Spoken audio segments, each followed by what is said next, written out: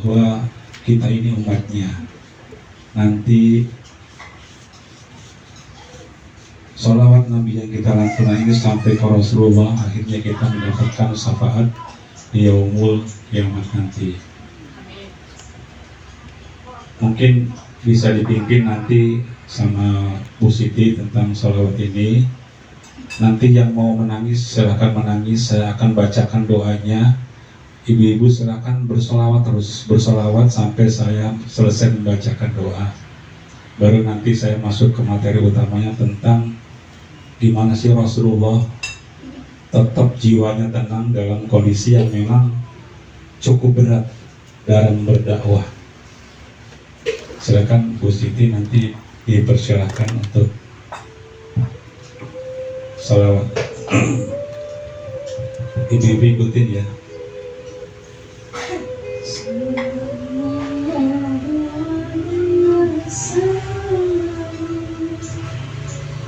Sallallahu ala Muhammad, sallallahu alaihi wasallam, sallallahu alaihi. Terus dulu sampai masuk ke relung jiwa, sallallahu sampai masuk menyadari bahwa seolah-olah Rasulullah berada di samping kita. Sallallahu ala Muhammad, sallallahu alaihi wasallam, sallallahu. Ya Allah, ya Rabbi, ya Karim, di hari yang penuh cinta ini, di saat kami berkumpul untuk mengenang kelahiran manusia yang paling mulia yang Kau utus ke dunia, kami ingin menundukkan hati kami di hadapan-Mu ya Allah. Kami mengenang ya Allah kekasih-Mu Rasulullah Muhammad sallallahu alaihi wasallam, manusia yang ketika disakiti memilih memaafkan, manusia yang ketika dihina tidak membalas dengan kebencian, manusia yang ketika memiliki kekuasaan justru semakin rendah hati,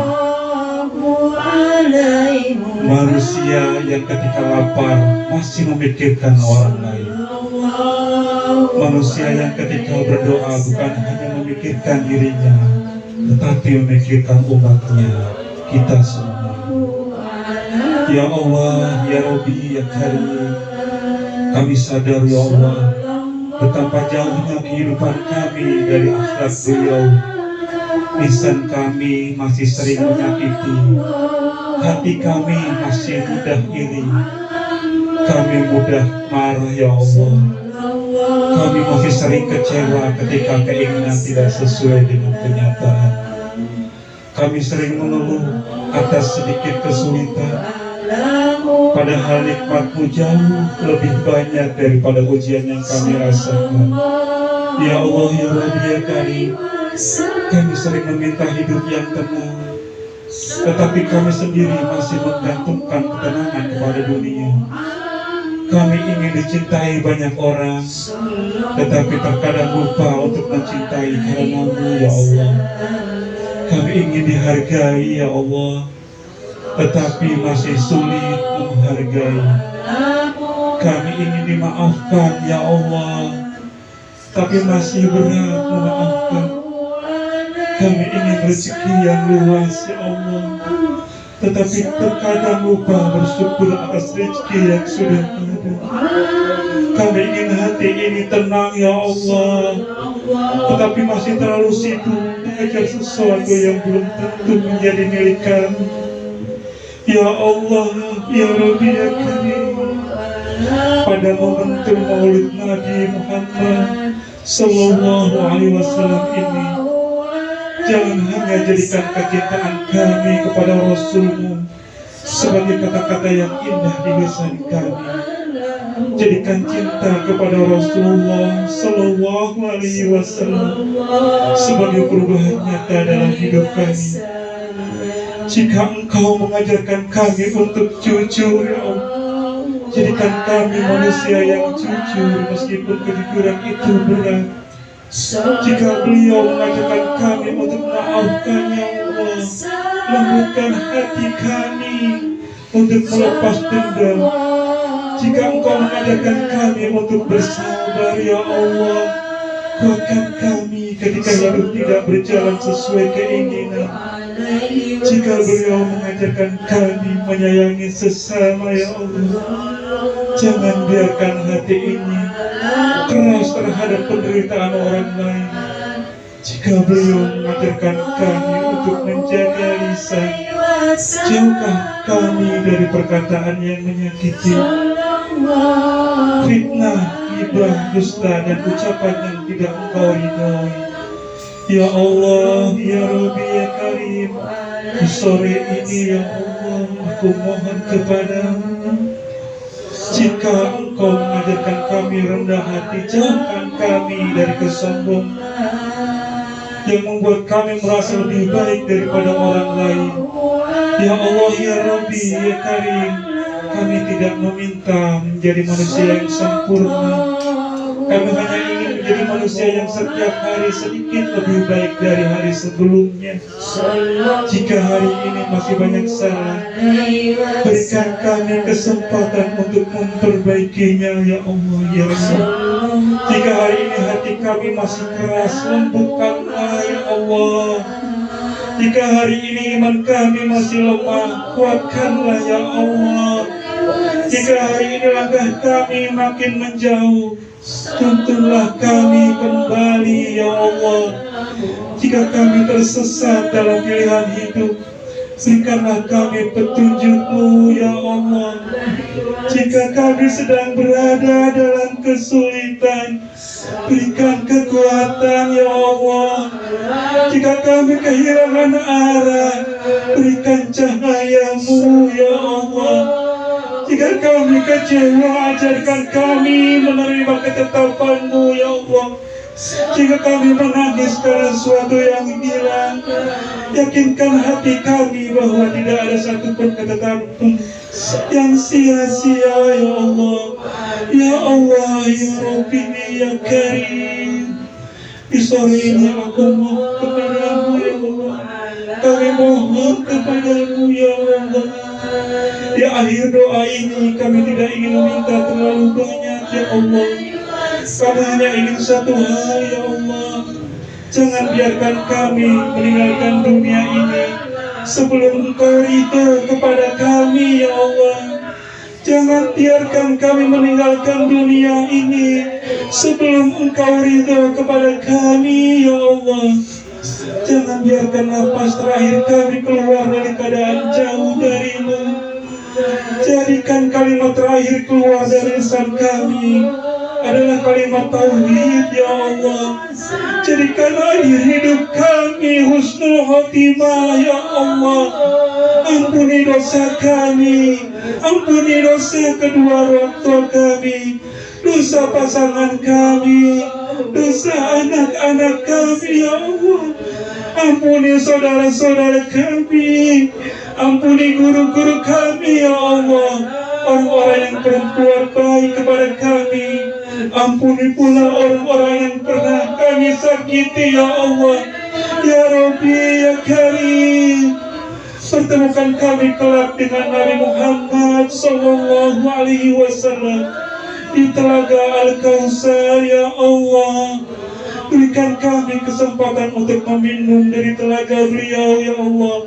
Setelah itu kami akan pernah kaisan lagi. Kumpulkan kami, ya Allah, bersama orang-orang soleh. Kumpulkan kami, ya Allah, yang mencintai kami. Kumpulkan kami, ya Allah, bersama Rasul-Rasul kami. Rabbana atina fid dunya hasanah wa fil akhirati hasanah wa qina azabannar. Allahumma shalli wa sallim wa barik ala sayyidina Muhammad wa ala ali sayyidina Muhammad. Ya Allah, kumpulkan kami kelak bersama Rasulullah Sallallahu alaihi wasallam di surgamu. Jadikan cinta kami kepada Nabi Muhammad Sallallahu alaihi wasallam bukan sekedar ucapan, tetapi menjadikan jalan kami untuk semakin mencintaimu ya Allah, mengataaimu ya Allah, mengataaimu ya Allah, memperbaiki kehidupan kami. Amin, amin ya Rabbal alamin. Sallallahu alaihi wasallam.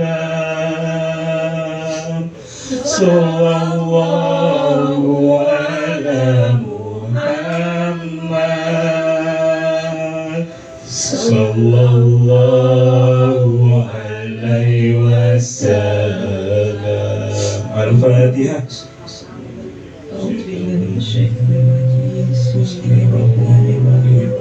Alhamdulillahirrahmanirrahim. Ar-Rahmanirrahim. Maliki yaumiddin. Iyyaka na'budu wa iyyaka nasta'in. Ihdinas siratal mustaqim. Siratal ladzina an'amta 'alaihim ghairil maghdubi 'alaihim waladdallin. Alhamdulillah Ibu, kita semua telah membacakan salawat Nabi. Semoga kita nanti akan mendapatkan syafaat di yaumil qiyamah. Amin ya Rabbal alamin.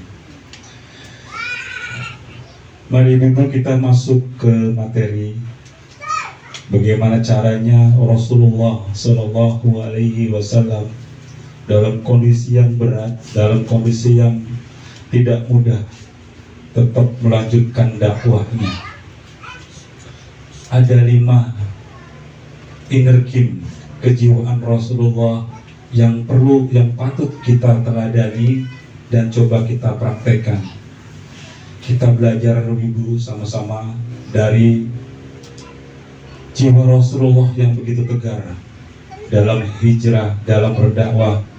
Bagaimana memandang sebuah masalah, bagaimana beliau mengelola rasa sedih, bagaimana beliau punya respon terhadap orang-orang yang menyakiti, bagaimana beliau ketika keadaan tidak sesuai yang diharapkan beliau tetap teguh meskipun ketika tidak dipuji.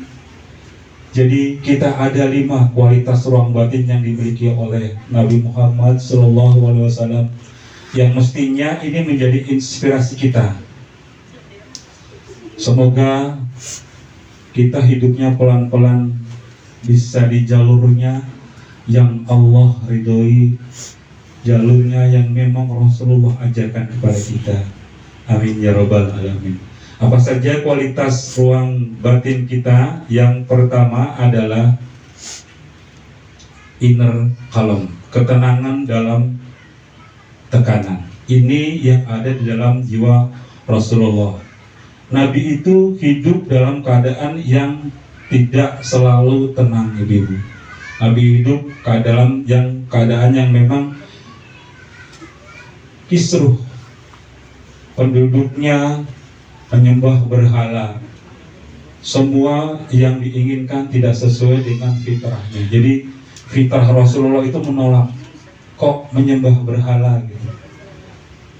Tapi dengan keteguhan Rasulullah SAW, dalam kondisi yang seperti itu Rasulullah tetap tenang, tidak gundah gulana, tidak pergi kemana-mana, tetap di relnya. Mungkin ibu-ibu pernah tahu kisah Rasulullah yang dalam keadaan tenang dia tetap teguh untuk dakwah menyebarkan agama Islam. Ibu-ibu mungkin tahu tentang kisah Rasulullah. Kalau yang sudah baca sirah Nabawiyah, kisah Rasulullah yang hijrah dari Mekah ke Madinah.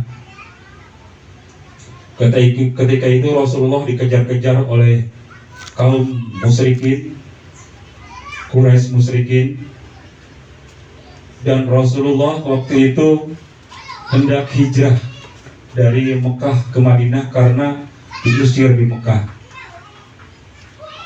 Kaum Quraisy musyrikin tidak suka Rasulullah menyebarkan agama tauhid, agama Islam. Makanya kaum musyrikin mengadakan sayembara. Siapa yang berhasil menangkap Muhammad, katanya seperti itu, maka akan diberi hadiah 100 ekor unta merah. Ibu mungkin pernah dengar cerita ini, pernah dengar atau pernah baca Sirah Nabawiyah tentang sayembara dari seorang musyrikin Quraisy yang apabila ada seorang yang menemukan Rasulullah, menemukan Muhammad katanya, itu akan dihadiahi 100 ekor unta merah. Kalau zaman sekarang 100 ekor unta merah itu seperti 100 mobil mewah. Jadi sayembara disebar, seorang yang menyebarkan itu, semua yang ikut itu para pemuda-pemuda gagah. Bayangin ibu-ibu, ketika ibu-ibu dapat sayembara, siapa yang dapat menangkap si A, misalnya hidup mati, saya hadiahi 100 mobil mewah. Tergiur nggak ibu-ibu? Tergiur, manusiawi. Dan saat itu para pemuda-pemuda gagah mengejar Rasulullah. Mengejar Rasulullah sampai satu ketika ada terbesit dari seorang pemuda Quraisy musyrikin bahwa ini Rasulullah sepertinya nih Muhammad ini berlindung di gua Tur. Ibu-ibu yang sudah pernah umroh atau haji, gua Tur, di situ tempatnya memang kalau dilihat tuh cukup sempit, tapi Rasulullah berlindung di situ dengan Abu Bakar Siddiq, ditemani dengan Abu Bakar Siddiq. Nah, singkat cerita, ada seorang pemuda yang sudah mengetahui posisi Rasulullah ada di gua Tur itu. Abu Bakar Siddiq menggigil ketakutan, dan Abu Bakar Siddiq bicara kepada Rasul, ya Rasul, kita tertangkap karena sudah kelihatan kakinya di gua Tur itu.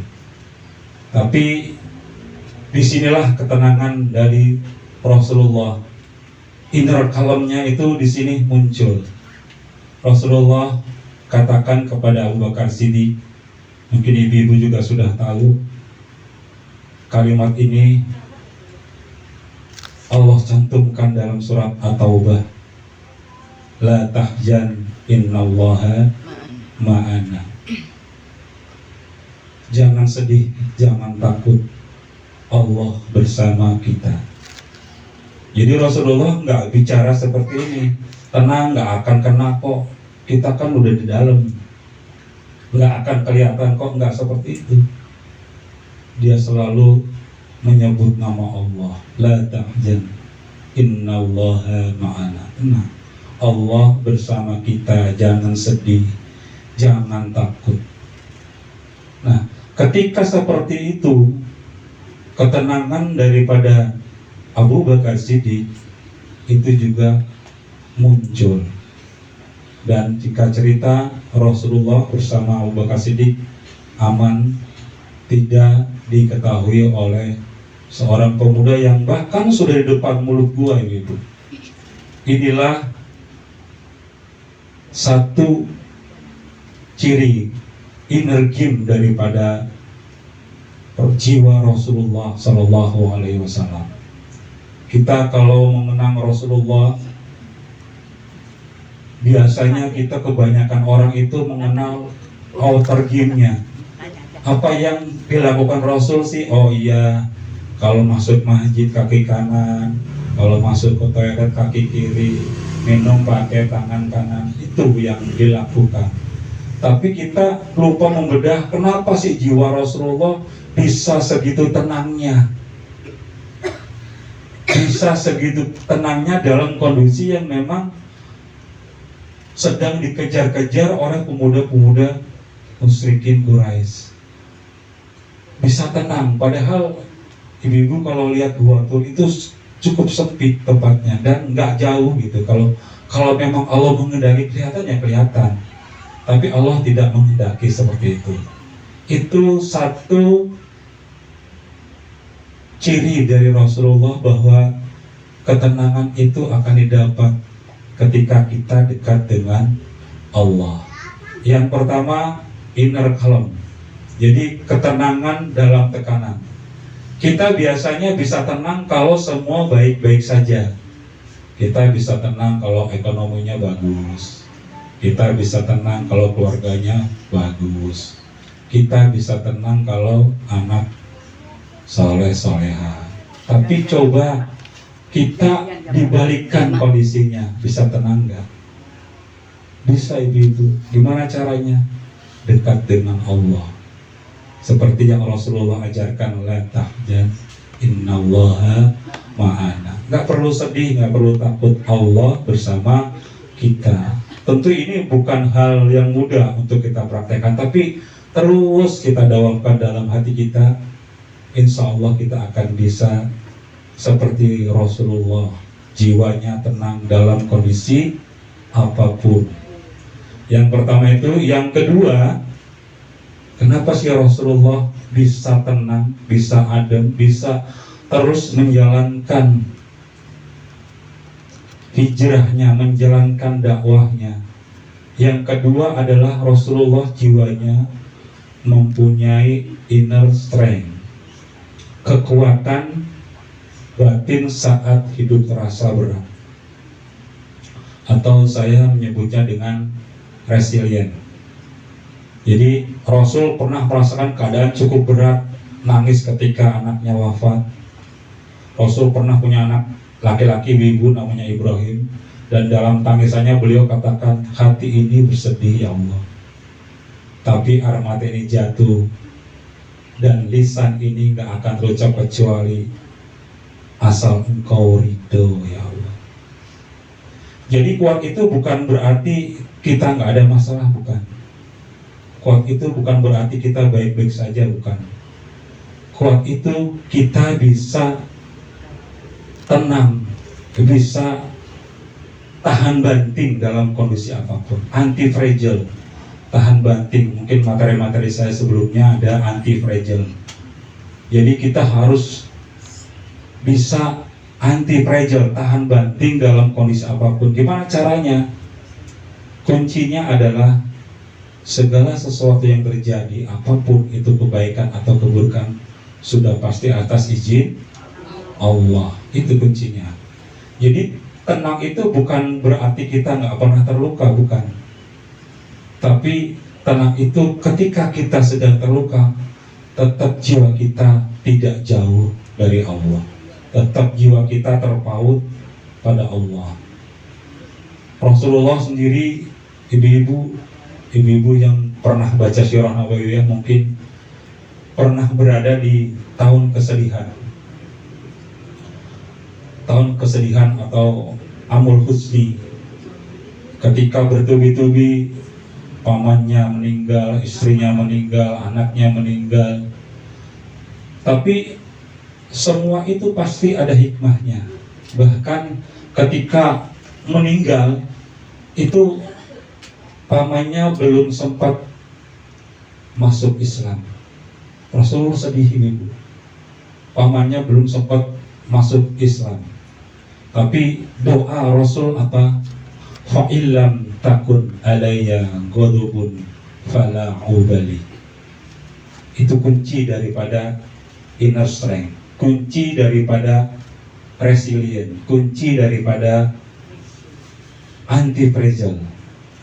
Jadi tidak peduli apapun yang terjadi, asal Engkau tidak marah kepadaku, asal Allah tidak marah kepada kita, aku nggak peduli, kata Rasul seperti itu. Jadi orang punya kekuatan itu, jiwanya bukan berarti nggak pernah hancur, tapi ketika hancur dia tahu kepada siapa dia harus kembali. Ketika dia hancur, dia tahu kepada siapa dia harus kembali. Makanya doanya Rasulullah, fa'illam takun alayya ghadabun fala ubali. Asalkan Engkau tidak marah padaku ya Allah, asalkan Engkau tetap bersamaku ya Allah, aku gak peduli apapun yang terjadi kepadaku, itu sudah yang terbaik dari Engkau ya Allah. Ketika kita dapat musibah apapun, ujian apapun, itu tanda cintanya Allah pada kita.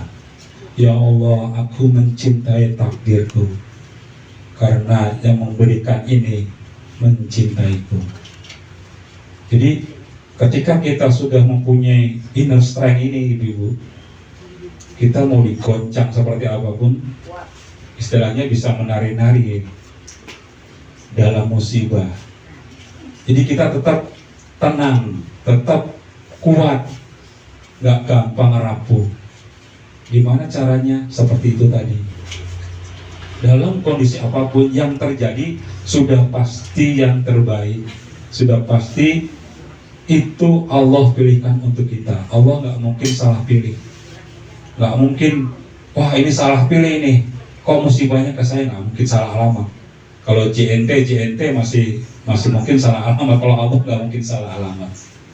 Itu yang kedua. Yang ketiga adalah inner freedom. Inner freedom adalah kemerdekaan psikologis dari penilaian manusia. Jadi kualitas batin yang ketiga ini, ibu-ibu, adalah kemerdekaan psikologis kita dari penilaian manusia. Karena salah satu yang paling bikin kita capek dalam hidup ini, ibu-ibu, itu terlalu memikirkan apa yang dikatakan orang. Ini sering saya katakan waktu itu, materi-materi sebelumnya, kita itu terlalu memikirkan apa-apa yang orang katakan buat kita. Jangan sampai kita itu menyerahkan remote kontrol kehidupan kita pada orang lain. Ketika kita menyerahkan remote kontrol kehidupan kita sama orang lain, hidup kita gak akan tenang. Ketika orang memuji, kita langsung senang.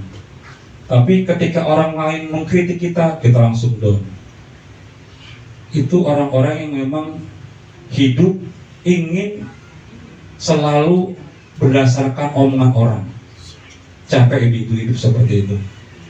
Rasul hidup di tengah masyarakat yang keras, dijudge, dibilang orang gila, dibilang tukang sihir. Terus apakah Rasulullah berhenti berdakwah? Tidak. Coba ibu-ibu dihina nih. Oh, si ibu itu tuh stres loh dia loh, orang gila loh, dia penyihir loh. Ngomongnya sih ibu-ibu apa di dalam hati ibu-ibu ketika ada banyak orang seperti itu? Ibu-ibu paling mengurung diri. Kok bisa seperti itu? Tapi Rasul tidak. Rasul berangkat ke Taif, dilemparin batu, berdarah-darah. Bahkan malaikat ketika Rasulullah kembali sedang berteduh di bawah pohon korma, itu menawarkan jasa malaikat itu. Ya Rasul, ya Muhammad, akan aku hancurkan kaum Taif kalau engkau izinkan. Tapi jawaban Rasul apa? Jangan malaikat, jangan wahai malaikat. Mungkin generasi yang sekarang tidak bisa masuk Islam, tidak bisa bertauhid, tapi bisa jadi nanti anak cucunya menjadi penerus generasi Islam. Dan itu terbukti ternyata ketika perang Badar, itu pemuda-pemuda Taif yang pertama kali maju di depan dan ada kemenangan di situ. Jadi kita itu harus mempunyai jiwa inner freedom, kemerdekaan psikologis dari penilaian orang. Orang mau menilai apa, kalau kitanya benar udah terus aja gitu. Jangan minder gitu. Karena memang ketika kita bergantung kepada omongan orang, kita hidup capek gitu. Makanya Rasul mengajarkan pada kita salah satu elemen agar kita tidak diperbudak secara psikologis dengan omongan orang. Salah satu elemennya adalah ikhlas. Wa kafa billahi syahida. Cukup Allah saja yang menilai. Jadi itu Ibu. Apalagi sekarang kita hidup di dunia yang memang gampang banget media sosialnya.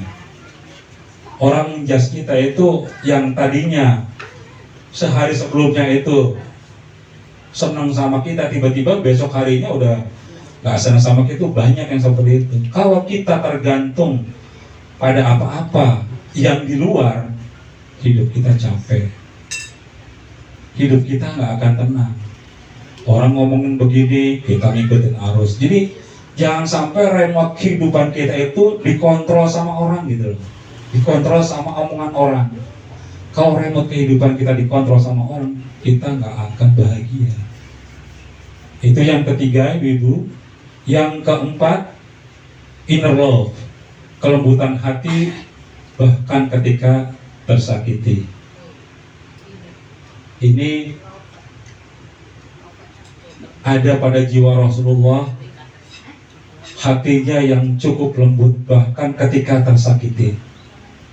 Fabima rahmatin minallahi lintalahum, atas berkat rahmat Allah sallallahu alaihi wasallam, wahai Muhammad, engkau berlaku lemah lembut. Coba bayangkan ibu-ibu kalau Rasulullah berlaku kasar, nggak ada tuh orang masuk Islam. Dakwah Rasulullah gagal. Disakiti Rasulullah, introspeksi diri. Ya Allah, saya salah dalam berdakwah mungkin ya, besok diperbaiki lagi. Nggak ngambek ibu-ibu, karena ada kecintaan, inner love di situ. Dan akar dari kelembutan itu, akar dari kelembutan semua yang ada di dunia ini adalah cinta, inner love. Rasulullah itu manusia yang paling besar cintanya ibu-ibu, bahkan kepada umatnya, kepada kita. Umati, takut umatnya itu nanti tergelincir masuk ke neraka, saking cintanya sama kita. Makanya kita bersolawat kepada Nabi terus di maulid Nabi sekarang ini. Bahkan kisah Rasul ketika berdakwah ke Taif yang tadi saya sampaikan, dilempari batu, dihina, diludahi, Rasulullah nggak marah. Ketika malaikat minta dihancurkan, Rasulullah juga nggak marah. Jangan wahai malaikat, laqad ja'akum rasulun min anfusikum azizun alaihi ma anittum harisun alaikum bil mu'minina raufur rahim. Salah satu akhlak Rasulullah yang sampai Allah puji di Al-Quran adalah raufur rahim. Nggak tegaan sama orang Rasulullah itu ini. Sama orang itu nggak gede empatinya gitu, nggak tegaan. Bahkan sampai di ujung usianya masih menanyakan kita ini umatnya. Umatku gimana umatku, ya Allah gimana umatku. Saking cintanya sama kita. Mudah-mudahan kita nanti dapatkan syafaat dan diakui sebagai umatnya, ya amin. Dan ketika nanti di hari kebangkitan yang pertama kali ditanya adalah umati, gimana umati? Saking cintanya. Makanya kita salami benar-benar di hari kelahiran Rasulullah ini, bahwa Rasulullah itu mempunyai kecintaan yang cukup dalam kepada kita. Lalu yang terakhir, tentang jiwa Rasulullah yang memang dicintai sama Allah adalah inner purpose. Jadi niat hidup bukan untuk sendiri. Yang kelima ini adalah inner purpose ya ibu-ibu. Niat hidup bukan untuk sendiri. Inilah leader sejati. Nggak pernah hidup untuk mentingin perutnya sendiri. Ada misi agung yang sedang Allah berikan kepada Rasul untuk diperjuangkan. Ada tujuan, makna, untuk apa sih kita hidup? Kita ini dari mana, sedang apa, mau kemana? Kita ini dunia mau kemana? Apa sih yang sedang kita cari? Rasul membawa risalah hidupnya, ada misi, ada amanah. Ada sesuatu yang harus disampaikan. Ada yang manusia yang harus diselamatkan. Ada kebenaran yang harus diperjuangkan. Artinya Rasul hidupnya nggak berpusat pada oke, yang penting aku sendiri aman, enggak. Tapi umati, gimana umatku, gimana umatku. Itu ibu ya, ada 5 tadi ibu-ibu. Yang pertama, nanti kita langsung praktek ke perjalanan pemulihan jiwa dengan 5 poin yang tadi. Yang pertama tadi apa ibu-ibu? Inner calm. Yang kedua, inner strength. Yang ketiga,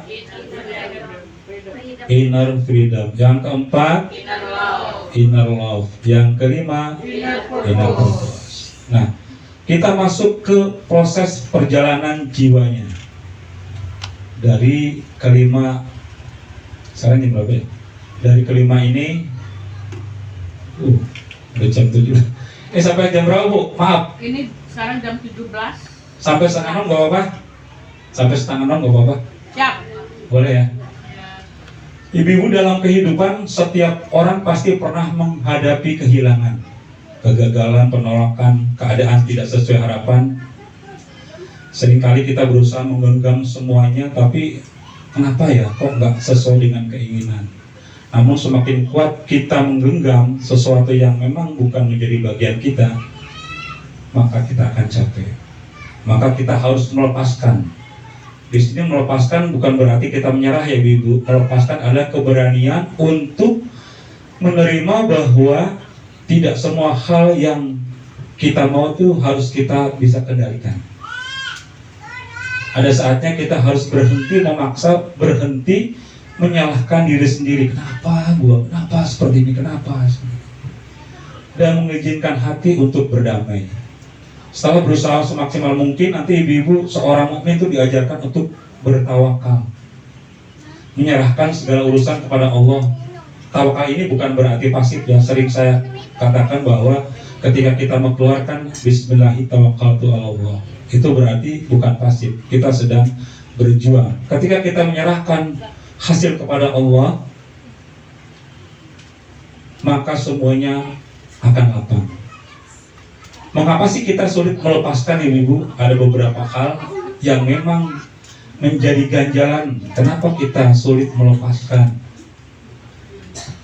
Yang pertama, kita terlalu berharap kepada manusia.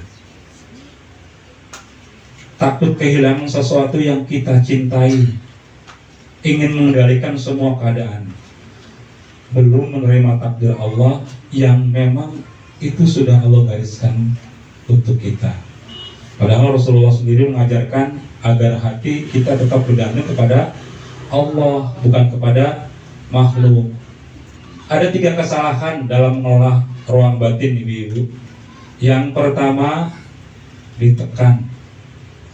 Yang kedua, dilampiaskan. Yang ketiga, diabaikan. Ini 3 kesalahan dalam kita mengelola ruang batin. Ditekan, dilampiaskan, diabaikan.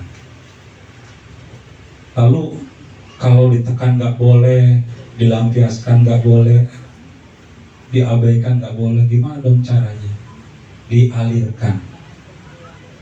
Untungnya masih ada 1 termin lagi untuk kita bisa jalankan, yaitu dialirkan, letting flow therapy. Ini ibu-ibu, ketika kita ada masalah, ketika kita gundah gulana, itu kita harus mengalirkan. Jangan ditekan, jangan dipendam, jangan dilampiaskan, dialirkan. Saksikan, izinkan, rasakan, relakan, dan pada akhirnya rayakan. Ini roadmap kita sore ini. Mudah-mudahan dengan waktu yang cukup sempit kita bisa memahami, dan kita lanjut di pertemuan setelah ini. Jadi ingat aja SIR ibu-ibu ya. SIR, saksikan, izinkan, rasakan, rayakan, relakan, rayakan. Saksikan, izinkan, rasakan, relakan, rayakan. Ini roadmap kita untuk kita bisa melepas apa-apa yang ada dalam hati kita yang menjadi gundah gulana, menjadi sumbatan-sumbatan batin. Ada luka masa lalu yang belum selesai, rasa bersalah yang terus menghantui, kecemasan tentang masa hidup kita. Akibatnya tubuh kita capek, gelisah, hidupnya terlalu gelisah, tidur nggak nyaman. Kita kalau capek kerja tidur masih bisa nyaman, tapi kalau capek pikiran, yang ada nggak bisa tidur. Karena ada sumbatan, maka kita alirkan. Nanti kita coba pelajari satu persatu gimana cara mengalirkannya. Jadi semakin kuat kita melawan kenyataan, maka akan semakin besar energi kita terkuras. Kita nggak sesuai dengan keinginan kita lawan terus, maka akan lebih terkuras energi kita, akan capek. Sebaliknya ketika kita belajar menerima lalu mengalirkan bersama ketetapan Allah, hati mulai menemukan ketenangan di situ ini. Kita kupas satu persatu ibu-ibu ya. Yang pertama tadi apa Bu? Saksikan. Kita mulai dari yang pertama, saksikan. Perhatikan kata kuncinya. Saksikan itu adalah saya sadari, saya akui, saya kenali, lalu ujungnya saya saksikan. Setiap hari kita diminta bersaksi ya, asyhadu alla ilaha, bersaksi. Jadi kalau kita sedang bersaksi, kita harus sadar ada non muslim masuk Islam, kan bersadar, harus sadar. Ketika kita bersaksi itu jiwa kita tuh benar-benar harus sadar gitu. Asyhadu alla ilaha illallah wa asyhadu anna Muhammadan abduhu wa rasuluh. Aku bersaksi bahwa tiada Tuhan selain Allah, dan aku bersaksi bahwa Muhammad adalah utusan Allah. Nah, sadar, tapi kita tidak terjebak di dalam kondisi itu gitu. Kita sadar bahwa kita itu sedang ada sumbatan jiwa, tapi kita tidak terjebak di dalam kondisi itu. Kalau di dalam NLP ibu-ibu, ini namanya proses disosiasi. Kenapa sih kita sering sulit melepaskan sesuatu? Karena ada kemelekatan di sisi. Tapi ketika orang lain yang mengalami itu, kita dengan mudahnya yang sabar ya, jangan seperti itu, yang penting nggak diulangi lagi, gampang. Karena itu asosiasi, karena itu tidak ada kemelekatan. Jadi kalau saya ibaratkan hidup kita itu pemain bola sama komentator, pintar mana ibu? Komentator. Padahal komentator itu belum tentu bisa main bola loh, belum tentu. Nah kita, ketika kondisi kita sebagai komentator, kita pintar loh. Tenang, udah takdir kamu seperti itu. Tapi kalau coba ibu main bolanya, pemain bolanya, ada stresnya di situ, gimana cara mengalahkan lawan, gimana cara bikin gol. Jadi komentator itu lebih pintar. Karena apa? Karena dia disosiasi, dia tidak ada kemelekatan. Ketika kita punya kemelekatan, itu yang menjadi kita itu merasa bahwa kok saya malang banget ya. Padahal ketika kita tidak ada kemelekatan, ya udahlah saja. Motor hilang, ya udah, motor hilang, belum rezekinya. Tapi kalau ada kemelekatan nih, kenapa sih maling seperti ini? Kan bisa nggak ngamaling punya saya, terus diulik-ulik karena ada kemelekatan, seolah-olah itu miliknya. Padahal kita ketika lahir, kita nggak punya apa-apa. Nanti pun ketika kita meninggal, kita nggak bawa apa-apa, kan gitu ya? Tapi kenapa hati kita kok ketika ada kehilangan merasa sedih? Karena ada kemelekatan. Makanya kita sedikit-sedikit kita alirkan yang seperti itu. Karena kita hidup di dunia ini ya memang tempatnya ujian. Dan ujiannya itu bermacam-macam. Ada dikasih kemelaratan, ada dikasih, dan yang paling puncaknya itu ujiannya julzilu, digoncang hatinya. Ketika gak digoncang hatinya, udah kita nggak bisa nggak kemana-mana. Jadi yang pertama, izinkan, letting come. Yang kedua,